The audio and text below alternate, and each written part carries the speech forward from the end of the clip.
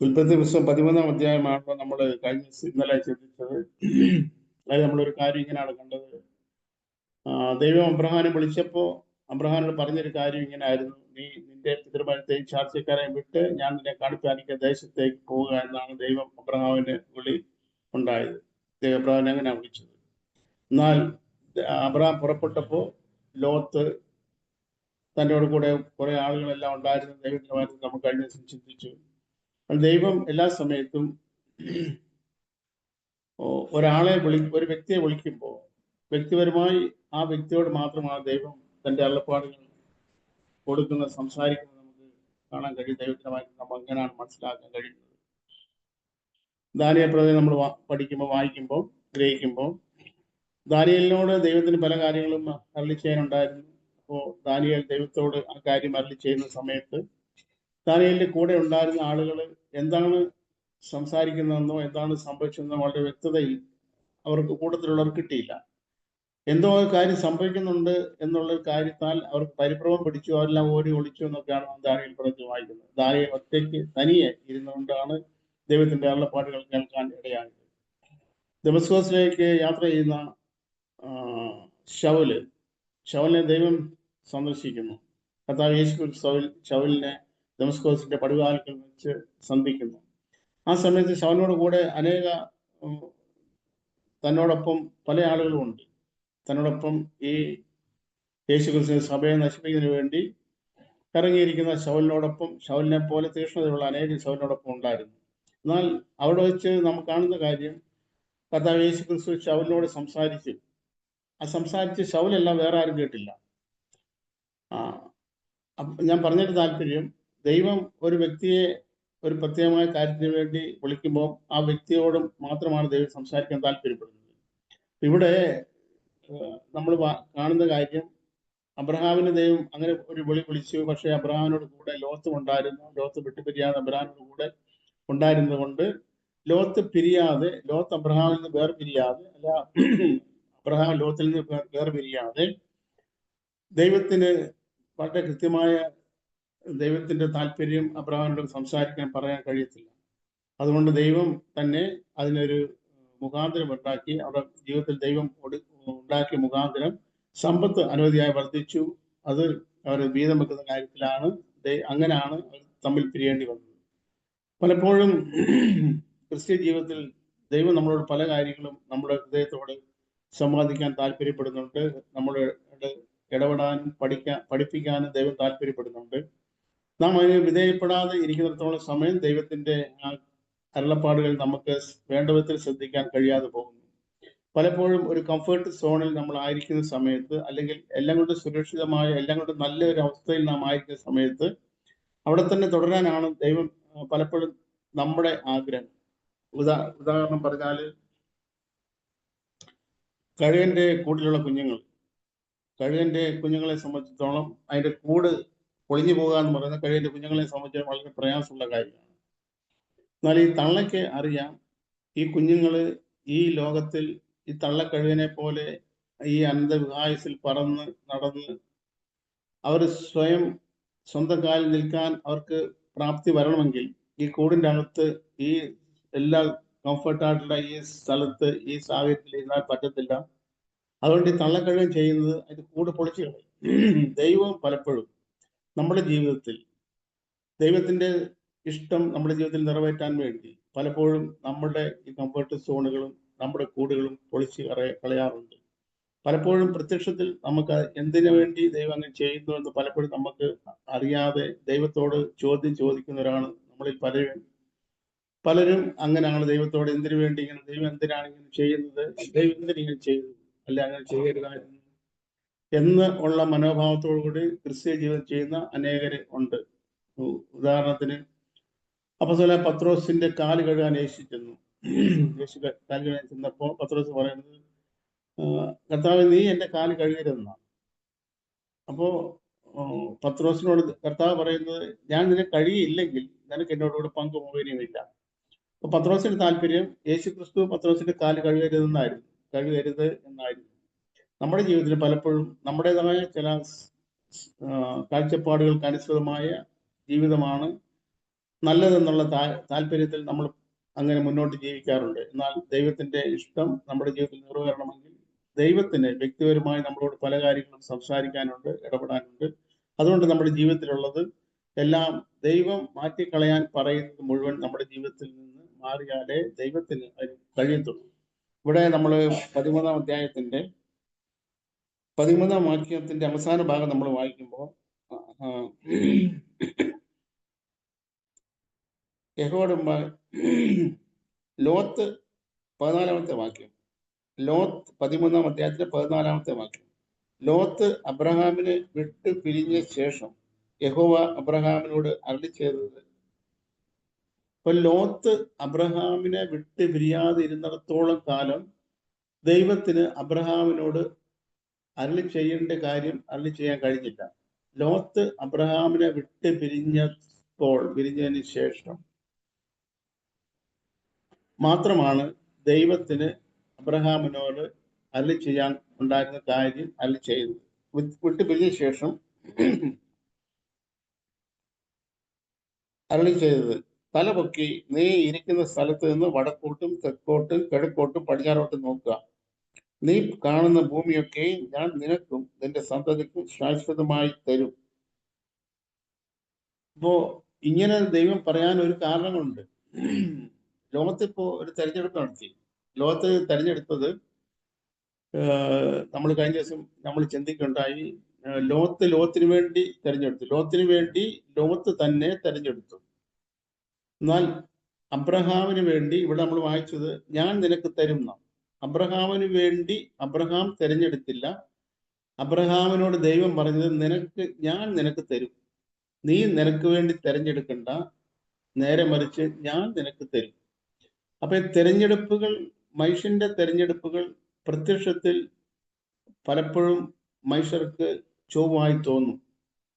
എൻ്റെ തെരഞ്ഞെടുപ്പിൽ തെറ്റില്ല, ഈ തെരഞ്ഞെടുപ്പാണ് നല്ലതെന്ന് പലപ്പോഴും പലർക്കും തോന്നിയതായിട്ട് ദൈവവചനത്തിൽ നിന്ന് നമുക്ക് പ്രബോധനം നമുക്ക് പ്രാപിക്കാൻ കഴിയത്തക്ക വിധത്തിലുള്ള സംഭവങ്ങൾ രേഖപ്പെടുത്തിയിട്ടുണ്ട്. ഒരു സംഭവം അപ്പോസ്തല പ്രവൃത്തിയിൽ അപ്പോസ്തലൻ പൗലോസും കൂട്ടരും റോമിലേക്കുള്ള കപ്പൽ യാത്ര, ആ കപ്പൽ ഛേദം നമുക്ക് എല്ലാവർക്കും അറിയാം. ആ കപ്പൽ യാത്രയുടെ ആദ്യം നമ്മൾ വായിക്കുന്നത് തെക്കൻ കാറ്റ് മന്ദമായി വീശിയാൽ കാര്യം സാധിച്ചു എന്ന് കപ്പൽക്കാർക്ക് തോന്നി.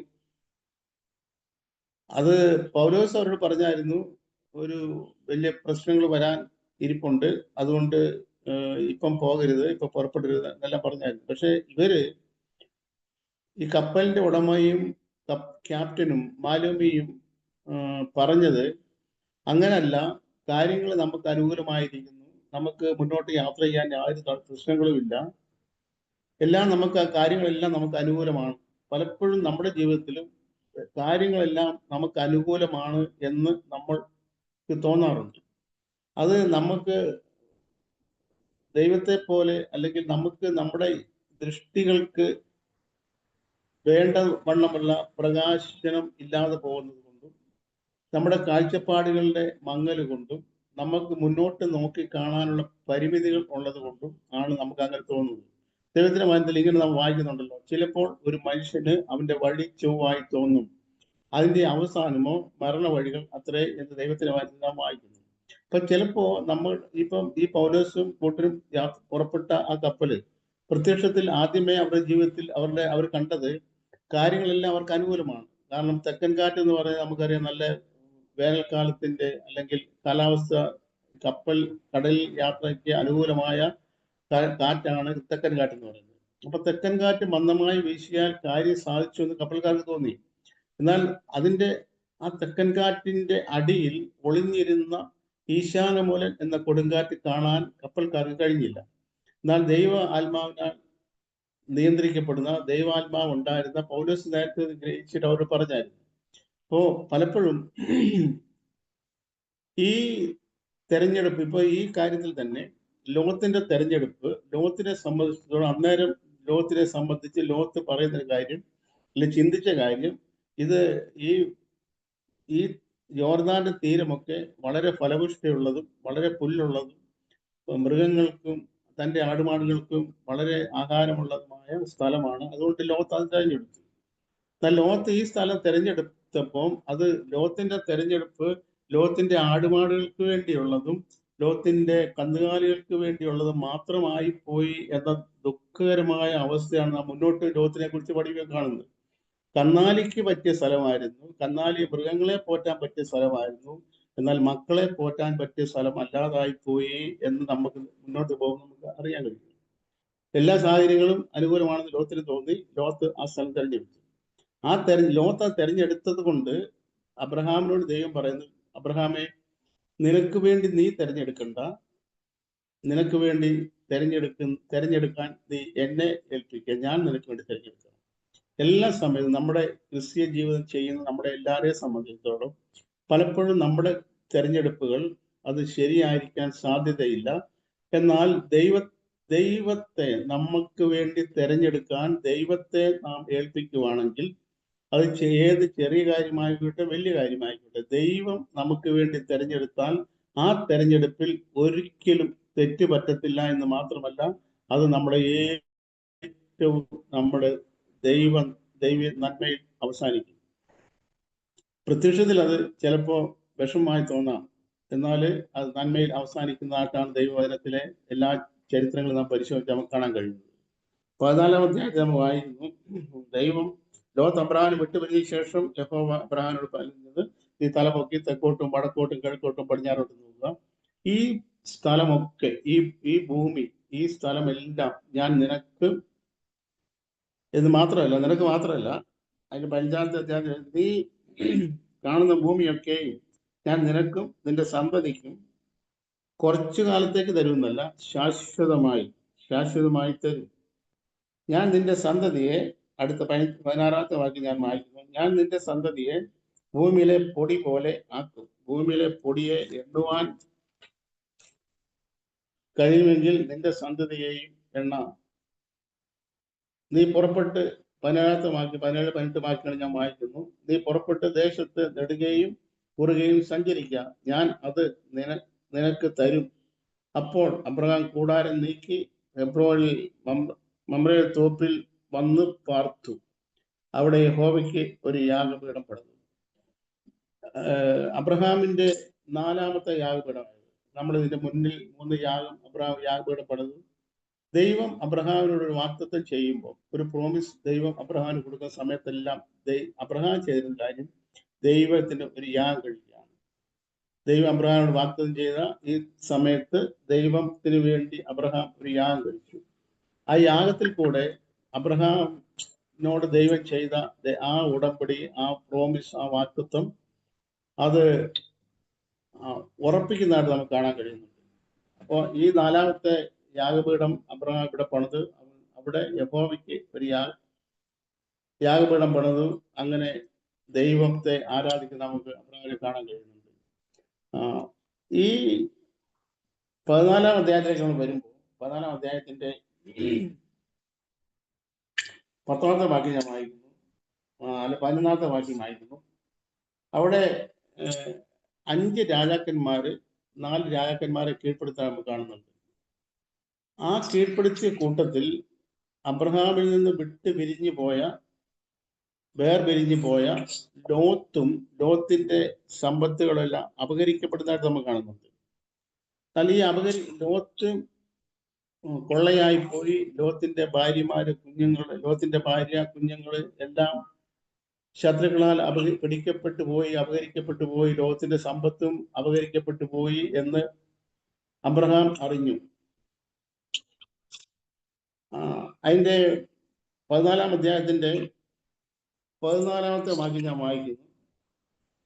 തന്റെ സഹോദരനെ ബദ്ധനാക്കി കൊണ്ടുപോയി എന്ന് അബ്രഹാം കേട്ടപ്പോൾ അവൻ തന്റെ വീട്ടിൽ ജനിച്ചവരും അഭ്യാസികളുമായ 318 പേരെ കൂട്ടിക്കൊണ്ട്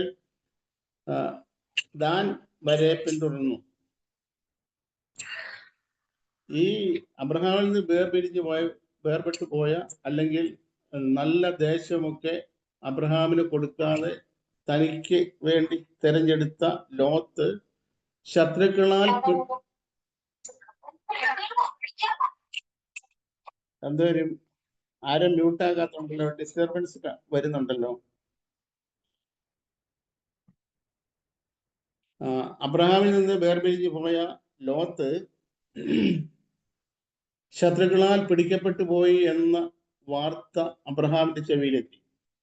ലോത്ത് മാത്രമല്ല, ലോത്തിന്റെ ഭാര്യ, കുഞ്ഞുങ്ങൾ, സ്വത്തുക്കളെല്ലാം അപഹരിക്കപ്പെട്ടു. അപ്പോ അബ്രഹാം ചെയ്ത കാര്യം, എന്നിൽ നിന്ന് വേർപിരിഞ്ഞു പോയതാണല്ലോ എന്നുള്ള മനോഭാവം അല്ല അബ്രഹാം ലോത്തിന്റെ കാര്യത്തിൽ എടുത്തത്. നേരെ മറിച്ച് അബ്രഹാം തന്റെ വീട്ടിൽ ജനിച്ചു വളർന്ന അഭ്യാസികളായ 318 പേരെയും കൊണ്ട് ചെന്നിട്ട് ഈ ലോത്തിനെയും ഈ ശത്രുക്കൾ അപഹരിച്ചു കൊണ്ടുപോയ ലോത്തിന്റെ സമ്പത്തും എല്ലാം അബ്രഹാം ആ അപഹരിക്കപ്പെട്ടവരിൽ നിന്ന് മടക്കി കൊണ്ടുവരാനിടയായി. ഇതിൽ നിന്ന് നമുക്ക് മനസ്സിലാക്കേണ്ടതായ ഒരു ആത്മീയ പാഠം, ഒരുപക്ഷെ നമ്മളിൽ നിന്ന് വേർപെട്ടു പോയ, നമ്മളിൽ നിന്ന് മാറിപ്പോയ ഒരു ആത്മീയ സഹോദരൻ, അവൻ ശത്രുക്കളാൽ പിടിക്കപ്പെട്ടു പോയി എന്ന് പറഞ്ഞാൽ പിശാചിനാൽ അവൻ പിടിക്കപ്പെട്ടു പോയി. ആ കാര്യം നമ്മൾ മനസ്സിലാക്കുവാണെങ്കിൽ, നമ്മൾ ഗ്രഹിക്കാൻ കഴിഞ്ഞാൽ, മനസ്സിലാക്കാൻ കഴിഞ്ഞാൽ, നാം അവന് വേണ്ടി എന്ത് ചെയ്യുന്നു എന്നുള്ളത് ദൈവം വളരെ ആകാംക്ഷയോടെ നമ്മളെ നോക്കുന്നുണ്ട്. വളരെ താല്പര്യത്തോടെ, വളരെ ആകാംക്ഷയോടെ ദൈവം നമ്മളെ ശ്രദ്ധിക്കുന്നുണ്ട്. അതുകൊണ്ട് ദൈവത്തിന്റെ മനസ്സിൽ അപ്പോസ്തലനായ പൗലോസ് പറഞ്ഞിരിക്കുന്നു, ചിലരെ തീയിൽ നിന്ന് വലിച്ചെടുത്ത് രക്ഷിക്കുകയും ജഡത്താൽ കറ പിടിച്ച അങ്കി പോലും പകച്ചുകൊണ്ട് ചിലരോട് കരുണ കാണിക്കുകയും. അപ്പോ ജഡത്താൽ കറ പിടിച്ച അങ്കി ആയിപ്പോയി ഒരു സഹോദരന്റെ, ഒരുവന്റെ, അല്ലെങ്കിൽ ഒരുവൻ തീക്കകത്ത് വീഴാൻ തക്ക പരുവത്തിലായിപ്പോയി. അവിടെ ദൈവത്തിന്റെ ആത്മാവ് നമ്മളോട് പറയുന്നത്, അവരെ തീയിൽ നിന്ന് വലിച്ചെടുത്ത് രക്ഷിക്കുക. ഒരുവൻ കറ പിടിച്ചു പോയി, അവന്റെ വസ്ത്രം ആ കറ പിടിച്ചു പോയി, എന്നാൽ ആ കറയെ പകച്ചുകൊണ്ട്, അവനെ സ്നേഹിച്ചുകൊണ്ട് അവനെ രക്ഷിക്കുക. അപ്പൊ ഇങ്ങനെ ഒരു ഉത്തരവാദിത്വം ദൈവ മക്കൾ എന്നുള്ള നിലയ്ക്ക് നമ്മൾ ഓരോരുത്തരിലും നിന്ന് ദൈവം നമുക്ക് ഉത്തരവാദിത്വം ഉണ്ട്. ദൈവം അത് നമ്മളിൽ നിന്ന് പ്രതീക്ഷിക്കുകയും ചെയ്യുന്നുണ്ട്. ആരും കാണാതെ, ആരും അറിയാതെ, ആരും കാണാതെ നഷ്ടപ്പെട്ടു പോയവർക്ക് വേണ്ടി ദൈവം മുൻപാകെ ഇടിവിൽ നിന്ന് അവർക്ക് വേണ്ടി പക്ഷപാതം ചെയ്യുകയും നിലവിളിക്കുകയും കരയുകയും അവരെ രക്ഷിക്കേണ്ടതിന് വേണ്ടിയുള്ള ശ്രമങ്ങൾ നടത്തുകയും ചെയ്യേണ്ടതായ ഒരു ഉത്തരവാദിത്വം കർത്താവ് യേശു ക്രിസ്തു കാണിച്ച മാതൃകയും നമുക്കുണ്ട്. നമുക്ക് ആ ഉത്തരവാദിത്വം ഉണ്ട്.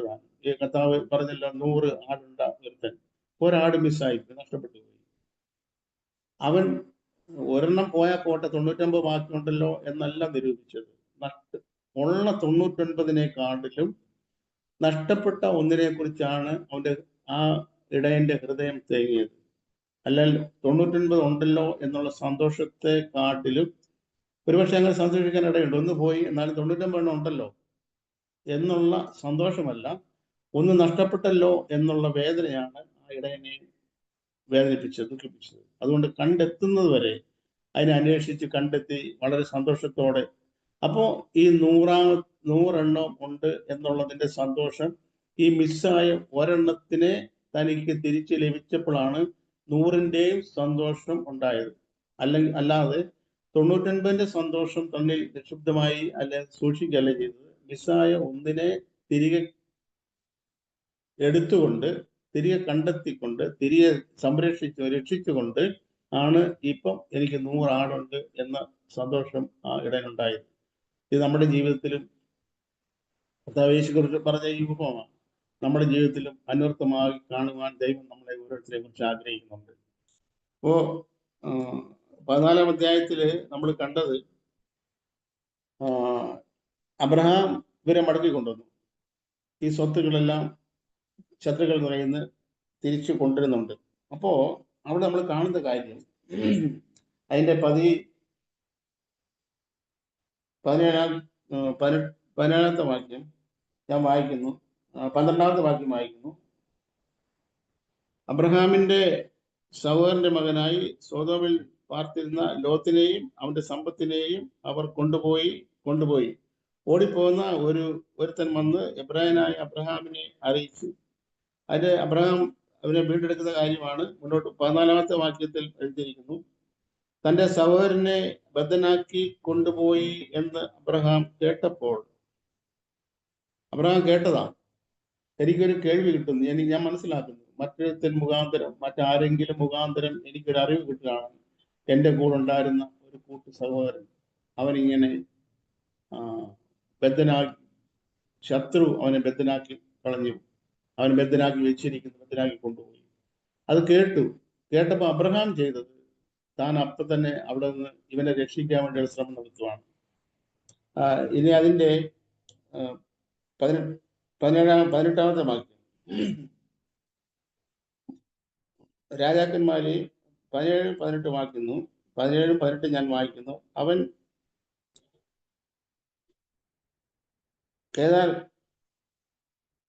കേദാറിലായരെയും കൂടെയുള്ള രാജാക്കന്മാരെയും തോൽപ്പിച്ചിട്ട് മടങ്ങി വന്നപ്പോൾ സോദോം രാജാവ് താഴ്വര എന്ന ശവേൽ താഴ്വര വരെ അവനെ എതിരേറ്റ് ചെന്നു. ശലേം രാജാവായ മൽക്കീസേദെക്ക് അപ്പവും വീഞ്ഞും കൊണ്ടുവന്നു.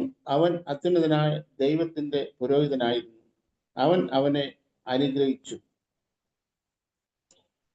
ഈ 5 രാജാക്കന്മാരെ ജയിച്ച് നഷ്ടപ്പെട്ടു പോയ ലോത്തിനെയൊക്കെ മടക്കി കൊണ്ടുവന്ന ഈ അബ്രഹാമിനെ ഇപ്പൊ എതിരേറ്റ് ചെല്ലുന്ന ഒരു പുരോഹിതനുണ്ട്, ദൈവത്തിന്റെ പുരോഹിതനാണ്. ഇവിടെ പേര് പറഞ്ഞിരിക്കുന്നത് ശാലേം രാജാവായ മൽക്കീസേദെക്ക് എന്ന ശാലേം രാജാവ്. ശാലേം എന്ന എബ്രായ പദത്തിന്റെ അർത്ഥം നമുക്കറിയാം, സമാധാനം എന്നാണ്. ശാലേം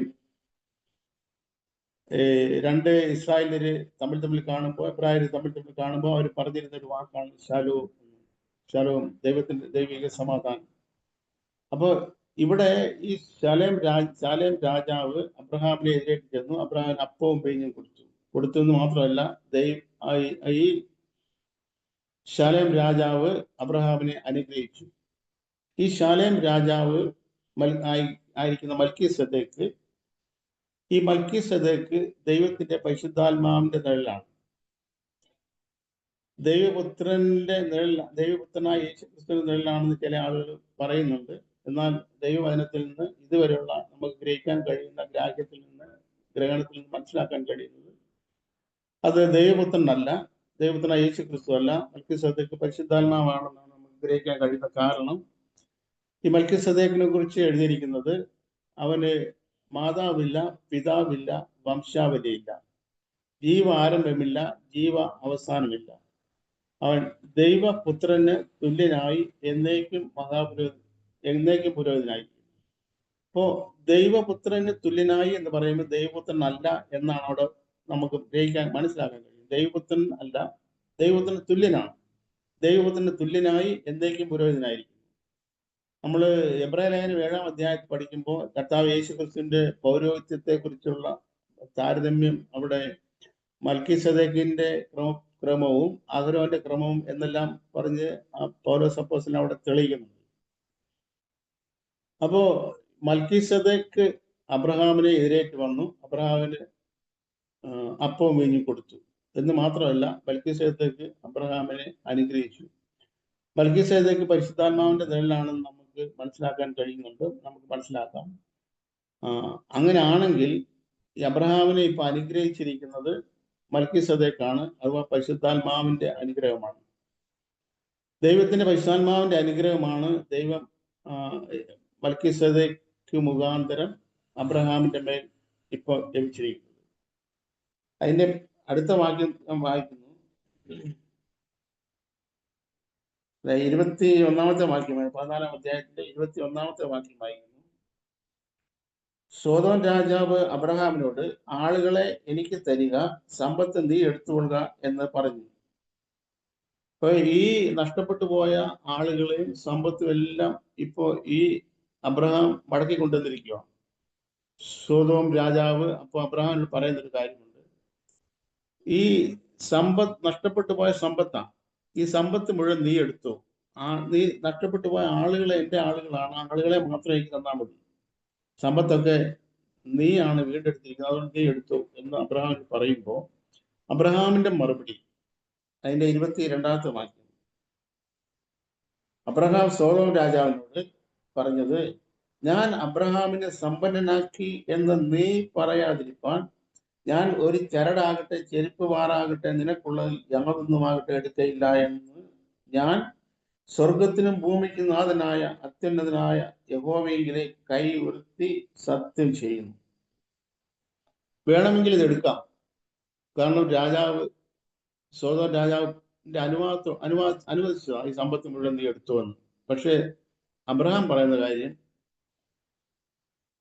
സോദോം രാജാവ് എന്നെ സമ്പന്നനാക്കണ്ട, എന്നെ സമ്പന്നനാക്കണമെങ്കിൽ എന്നെ സമ്പന്നനാക്കാൻ കഴിയുന്ന ഒരുവൻ ആണ് എന്നെ വിളിച്ചിരിക്കുന്നത് എന്ന് മാത്രമല്ല, അവന് ഞാൻ യാഗം കഴിച്ചവനാണ്, ഞാൻ ദൈവത്തിന് വേണ്ടി യാഗം കഴിച്ചവനാണ്.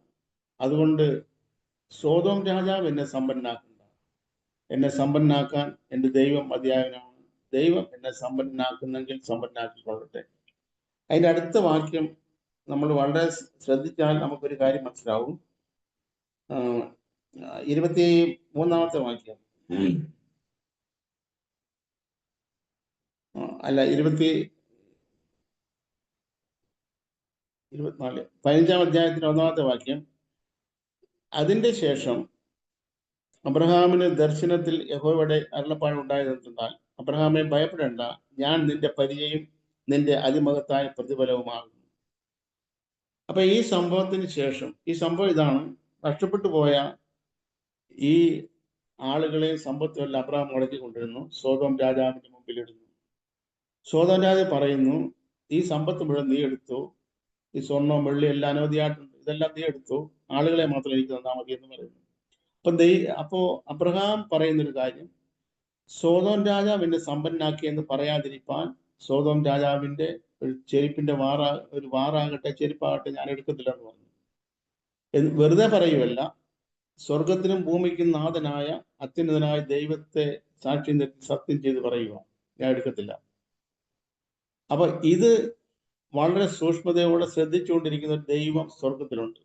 ആ ദൈവം പറയുന്ന കാര്യമാണ് 15-ാം അധ്യായത്തിൽ ദൈവം അബ്രഹാമിനോട് പറയാം. അതിന്റെ ശേഷം എന്ന് പറഞ്ഞാൽ ഈ കോൺവെർസേഷൻ, ഈ സംഭാഷണങ്ങൾ ഇവർ രാജാവും അബ്രഹാമും ഈ മൽക്കീസേദെക്കും ഇവർ തമ്മിലുള്ള സംഭാഷണങ്ങളെല്ലാം ശ്രദ്ധിച്ചതിന് ശേഷം ദൈവം പറയുവാണ് 15-ാം അധ്യായത്തിൽ 1-ാമത്തെ വാക്യം. അതിന്റെ ശേഷം അബ്രഹാമിന് ദർശനത്തിൽ യഹോവയുടെ അരുളപ്പാടുണ്ടായതിനാൽ, അബ്രഹാമിനെ ഭയപ്പെടേണ്ട, ഞാൻ നിന്റെ പരിചയം നിന്റെ അതിമഹത്തായ പ്രതിഫലവുമാകുന്നു.